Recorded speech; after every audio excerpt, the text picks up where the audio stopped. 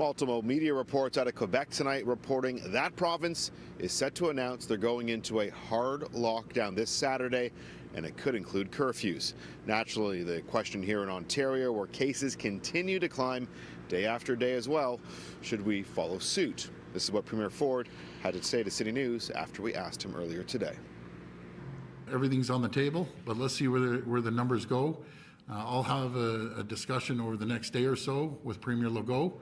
A much different answer from Premier Ford today compared to what he told City News when we asked him just days before Christmas about his thoughts on a hard lockdown.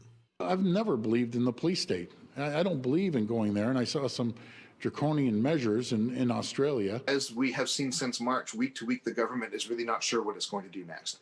And that's because it's managing COVID not like a public health problem, but like a political problem. What's the least that we could do to make people angry? How can we not lose too many votes with the next decision we need to make? Currently in Quebec, there's more than 2,500 COVID cases per 100,000 residents. In Ontario, the number is a little more than 1,300 per 100,000. Infection control epidemiologist Professor Colin Furness believes that a hard lockdown in Ontario may be inevitable, though he isn't a fan of the idea. He believes there's another way, though it would mean blanket testing in local neighborhoods across the province where COVID cases are highest. We're going to go door to door and we're going to offer testing. We're going to go door to door, offer testing, offer to pay people to get tested. And if they get tested positive, we give them a hotel room and we buy groceries for the family and we pay them for their lost wages. And if we did that door to door in a very targeted way, I think that would be cheaper and more effective and more constructive. Furness notes that this would take a well-planned testing rollout, something he believes public health has failed to deliver. The fact that we opened schools and didn't test in schools tells you that the province does not have a testing strategy. Throughout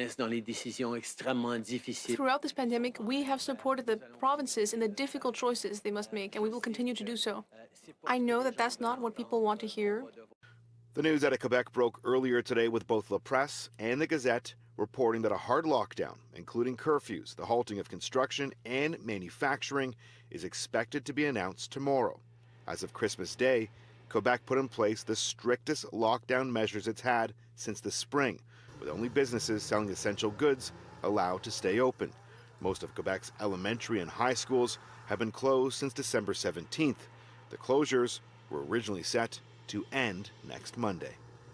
If we had been more disciplined and more proactive in September, we should have closed restaurants the same day we opened schools. And I'm on the record saying that at the time. If you're going to put coins on this risk pile, you've got to put some coins in the safety pile.